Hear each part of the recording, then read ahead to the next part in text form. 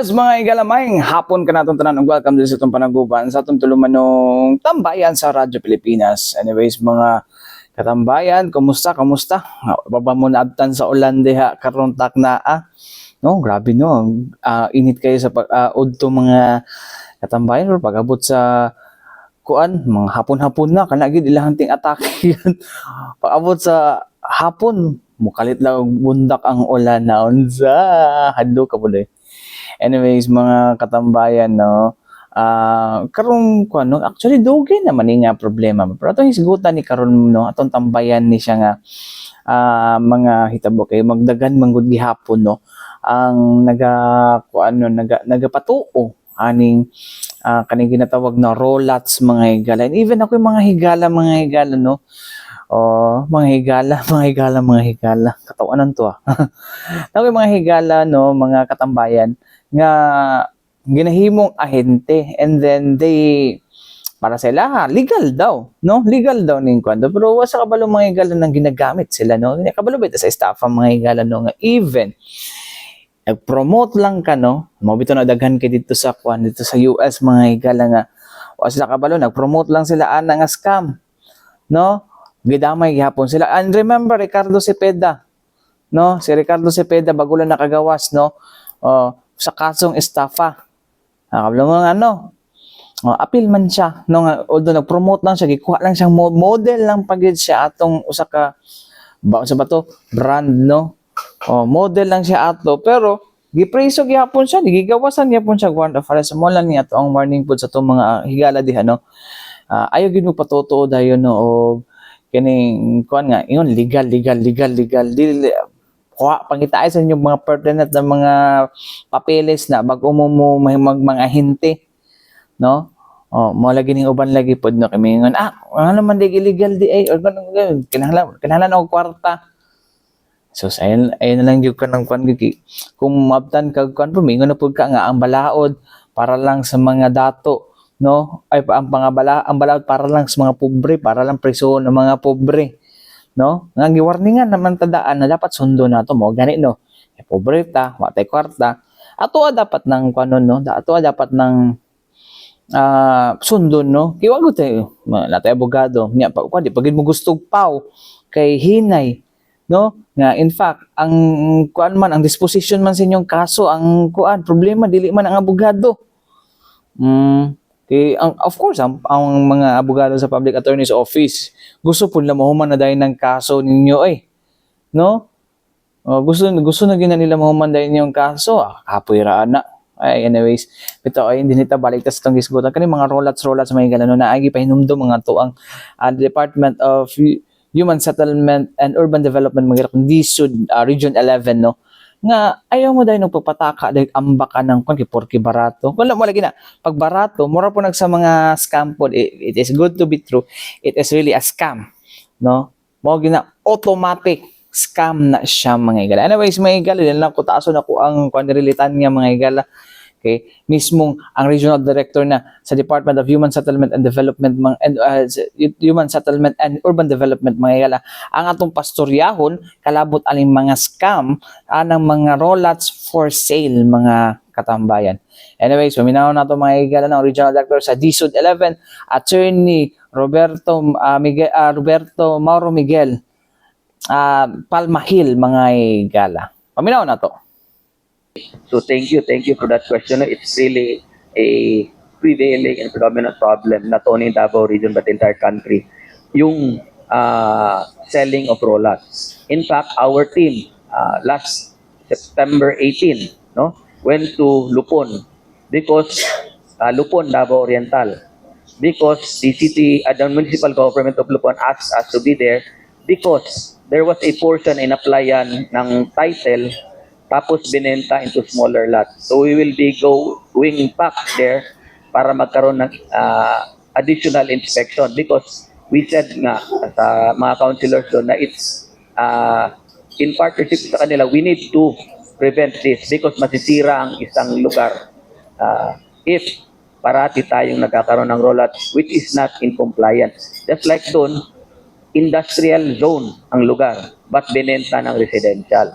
So it's really in conflict not only with the zoning ordinance but in violation ng batas under PD 957 or BPT 220 kung ano yung project na gusto nilang ilagay doon.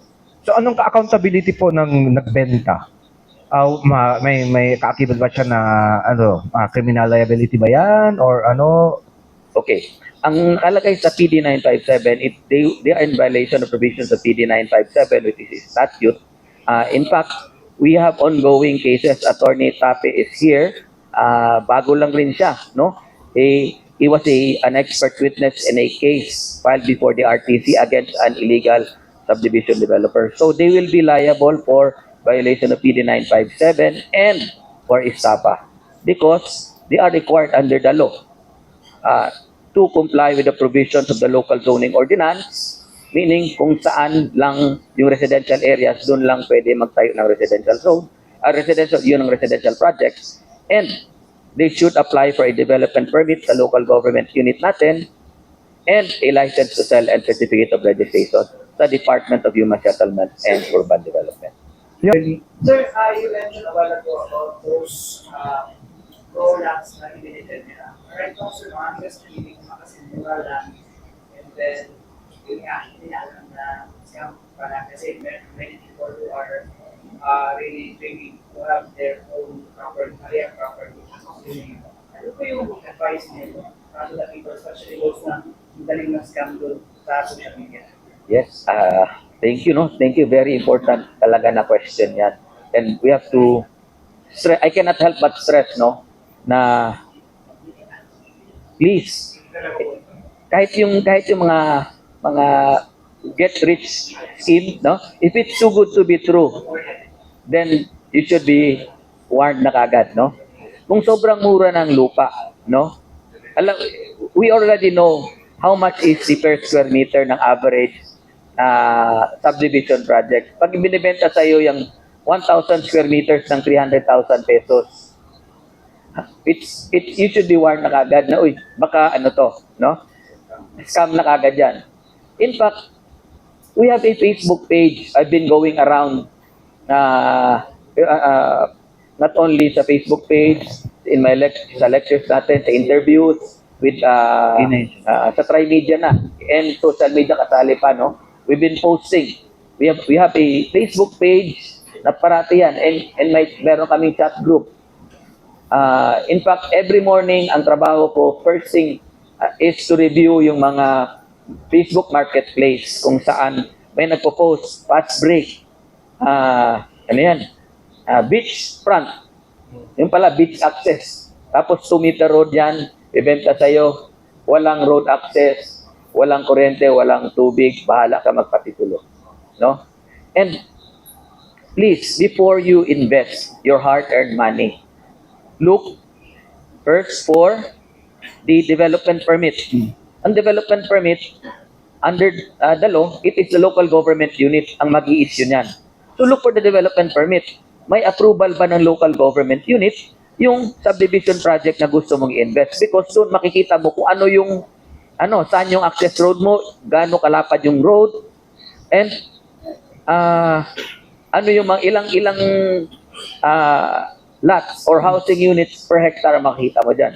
Second na kailangan mong hanapin is the license to sell and certificate of registration issued by the Department of Human Settlement and Urban Development. Meaning, pag na-issue ng office namin yan, everything is above board, everything is in compliance ng batas, and we will make sure, no, na pag ang developer hindi niya makomply yung kanyang na-promise, we will go after the developer because we are mandated to protect the buyers. It will be easier for us to protect you, no? Of course, we will also protect those nga nabentahan. In fact, we have filed several cases. We have sought the assistance of all law enforcement agencies, CIDG, NBI, PNP-SOG, even the LGU at the Anti-Scam Division of the local government of Davao City. And may mga nahuli na tayo, may mga cases na tayo na na-file. But kung despite that notice, no, na-entice kayo na mura, then you become a willing victim. Yun ang nangyayari dun eh. I'm sorry, but Despite may isang nagreklamo doon na nakita niya na daw na na-post ako sa Facebook ha. There's this instance. Nakita niya na nag-question, please, beware, buyers beware. No license to sell from the shoot. Ngayon, nakablock na yung name ko Mix Palmail sa Facebook. Nakablock na sa mga lahat ng illegal developers o nagbebenta ng rollouts. But, kung makasingit, meron kami mga, I always post dyan, buyers beware. No? Walang license to sell. Please, look for the license to sell.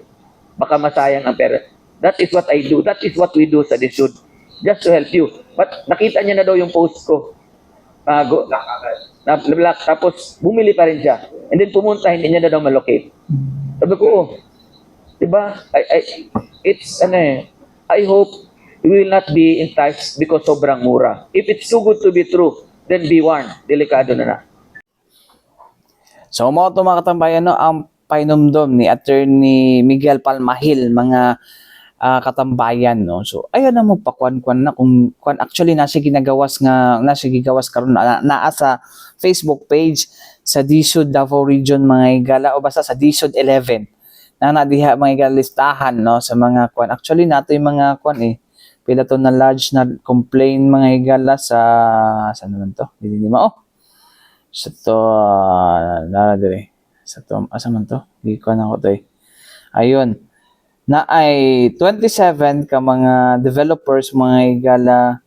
So sa 27 na ay 41 ka mga complaints mga higala. No, all over Davao region ni siya, no. So kung saan pwede ninyo na kuan mga higala, no, sus ang pagka nga kuan mga higala sa Davao City. Oh, Davao City kaduha ang Samal. Oh, kana mga beachfront. Kumusta kaya na? No? Nako. Anyways, mga higala, balik kita man lang sa mga importanteng pahinumdum ni ato si Bian.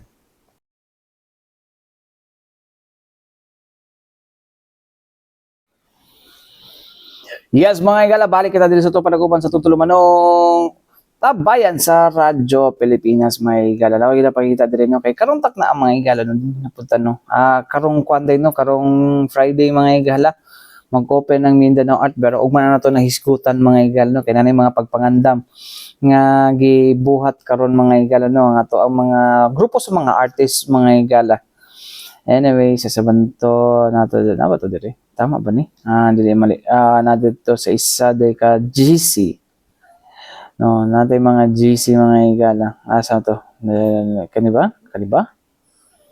Or asa ba to dapita mga katambayan nato dito ang kuno. Kung nasa to ang kunon mga higala, no, ato ang hisguto tong usa ka kuno ka unsa ganito trailer ba to? Tawag ato mga higala, no. So sa ka play, no, sa kaning ato ang tribong ata mga higala. Oh, so nindot ni mga higala kay gina-showcase na ginila dili lang pagkadayawan ning ato ang kuan mga higala. Dili lang ni pagkadayawan ng ato ang ginatawag nato nga kuan, no, a cultural presentation mga higala or showcase. Kay tungod naapod tay ginakuan, no, kaning matulos mo no ingod mga katambayan, no. So matulos no ingod mga higala, ang kuan is the great nation ang tawag, ang ilahang translation ani, no, sa tuang pinulungan mga higala. Usa siya ka musical theater production mga higala kun asa ginapakita ang indigenous nga mga kasinatian, no, sa modernong panahon mga higala, no. Kuan ni siya mga higala, excerpt lang siya mga higala base sa kanilang full script nga kuan, no. So ilahan ni buhaton mga higala karong October 5. Critics Night on October 5, pero ang kuan mga higala, ang gala night mga higala sa Lahiren sa Davao sa may Torres, no. Kuan, no, karong October 19 na siya, next month ni mga higala, no, 7 PM mga higala, no. Kung asa doon ay i-appeal rin nga open forum mga higala, no, aron nga unsa ni. So kuan siya mga higala, no. Karon po, no, kung basi gusto po mo magkuan po, may mga partners po ani mga higala. But anyways, unya na sa to kuno. Unya na sa to ang kuan ato ang ipanawagan na mga higala. But anyways, mga higala, ato ang kuan mga higala, no, ato ang paminaw no ang nahimong pahayag no una na dira mga higala ni Ma'am Carla Acosta mga higala no ang usa sa mga sa production kuan no tawag ni executive producer sa maong kuan mga higala no sa maong musical ba tama ba kung kuan no kining musical theater mga higala no. Si Ma'am Carla Acosta, kauban niya mga higala nagstorya si Sir si Sir Bob Ali mga higala no aron nga isgutan kung para asa gini nga musical play no. So anyways mga higala to na ning panminahon nga maong video. Kita. Yeah. Good morning. So matulos no ingod, yung rough translation niya is Great Nation. It is an output from a 2-year intensive training that iEmergence offered to indigenous artists here in Davao. So the stories written, developed by indigenous artists, particularly or majority of the artists are coming from Ata community, and it will be perform an excerpt for a full. So we were hoping to have a full-length musical play, and a full-length musical film. But now, in celebration of the Indigenous People Month next month, October, so we will be doing an excerpt in La Herencia on October 19. But the first performance of the artists will be held in their own community in Ata community in Takebato district this coming October 5. Okay, sir, usay makit except lang di ay dili sa full play. So usay makitaan nato sa mga viewers, sa mga audience with this kaning i-held nyo na except sa lahirin siya. Ang matolos na ingot, motong ingon ni Ate Carla is Great Nation. Excerpt pa lang, motong ingon excerpt lang sa ang among i-play na muabot siya in 35 to 40 minutes. And then, ang storya na inyong malantawan sa maong play is duha ka higalang tribo no na naglahi ang ilahang mga giagian na dalan kumbaga, pero pag-abot sa time na sila gyapon maguli na usara gyapon sila ka tribo. So kana kani gisulat ni Samoa sa mga tribo nga ata diya sa Pakibato, ug majority sa mga artists is from the Pakibato pod, and some from Naapoy Klata and taga Kaulok na Malita. Kadto sa ani siya, and aside from kaning play no, usa pay mga activities dito na buhaton. I think there's a naman good open forum, and After sa show, doon namin ginatawag na pakighinabi, no? Conversation, reflect ngadto sa play, o unsa pod bali participation ng audience pod, no?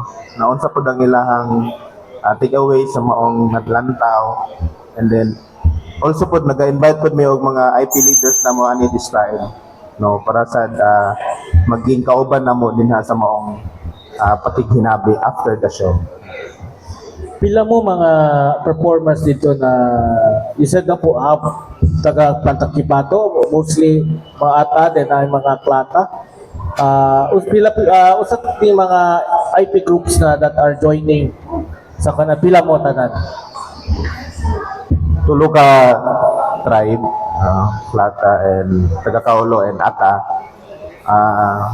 Mostly ang full production yun nag 30 to 40 na like apil na ang katong mga musicians and play artists and mga crew. So, sir. It's a non-profit organization.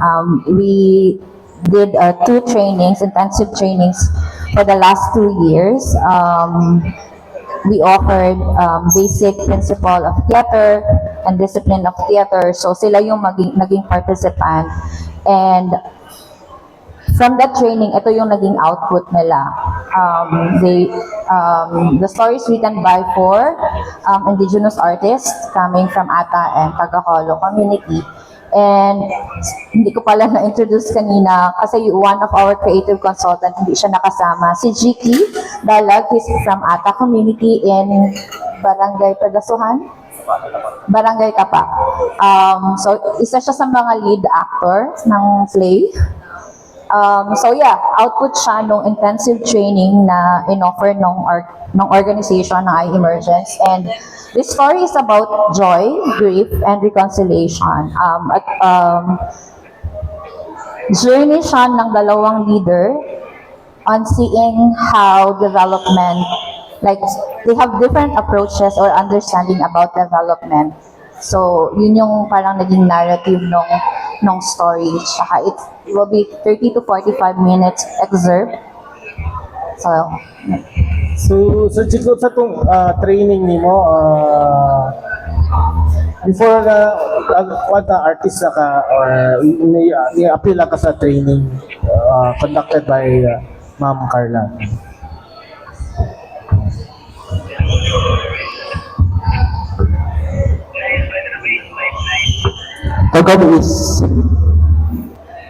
Tukadin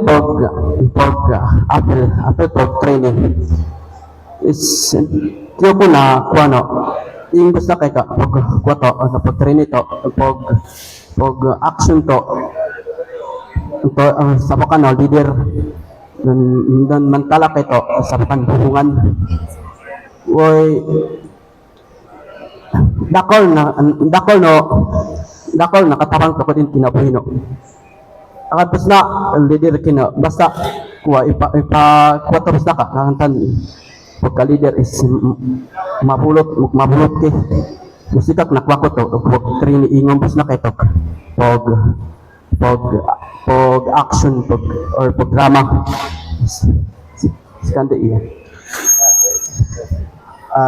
Mo to ang ingon ni Jake, no, as usa sa mga lead actor sa maong play nga sa iyang nakatunan is dito niya nakita nga unsaon pa day pagpalambo sa iyang talento nga tong like usa ka leader, unsaon nimo siya pag-express ngadto sa pagsayaw, unsaon nimo siya pagpagawas nga usa ka kabantugan nga leader.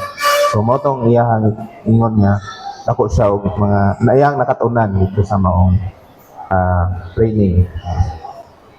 Okay, questions, Gandhi? Na definite date na ba? Wala pa. So we're actually inviting everyone if like we're looking for partners to help us produce the film and the play. So yeah, we're inviting everyone to work with us, walk alongside with us to experience and how to working alongside with indigenous communities, especially here in Davao, to provide or to build pathways in terms of seeing indigenous communities not just a beneficiary, but more of how we can work with them and understanding and appreciating and recognizing that indigenous communities have something to offer in the wider context. So yeah, we're inviting you to walk with us to produce the musical film and the book. They also are IP communities na sa healing art,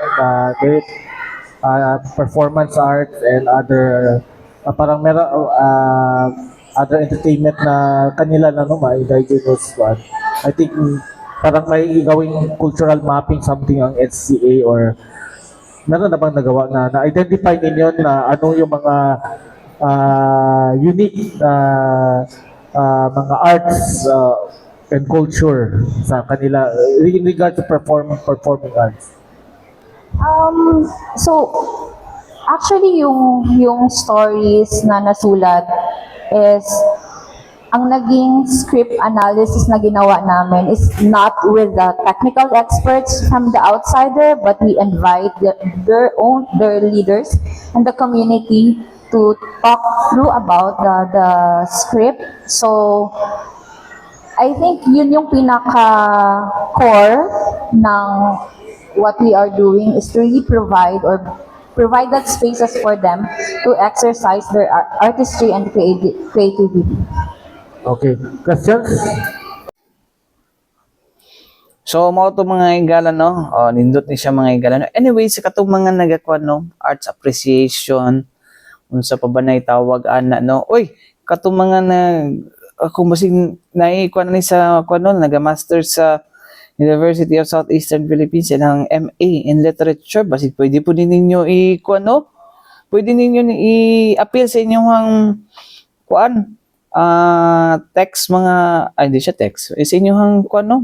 Pwede pwede ninyo ni kuan. Pwede ninyo ni i-appeal no.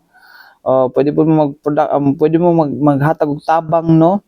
Para mas mabuo ang maong script no. Actually dako-dako man gud ni no. Production cost no. Production is looking for partners to cover individuals, academic institution, organization. So, pwede ni, no? Mag-perform sila para mas mudako, no? Pila kay pa-entrance ba dapat ni sila mga katambayan kay kuan pod no. Gusto nila ma-fulfill ni. Actually dako wala lang sila sponsors no. Pero by kay namin no. Kasi pwede mo sponsors dira sa atong mga kaila no. Sponsoran nato ni kay para kuan no. Mas makuha ng ato ang cultural kuan no awareness no there is especially sa Davao City may higala nga grabe ka diverse may higala na napot ato minority mga higala no nga mga tribo di dapat minority na dire ato ang kuan no, mga tribo mga higala no nga usa sa mga kuan no hidden jewels ato ang kuan di siya hidden kay pakita naman nato usa sa mga jewels nato dinhi sa to ang kuan no culture diri sa Davao City.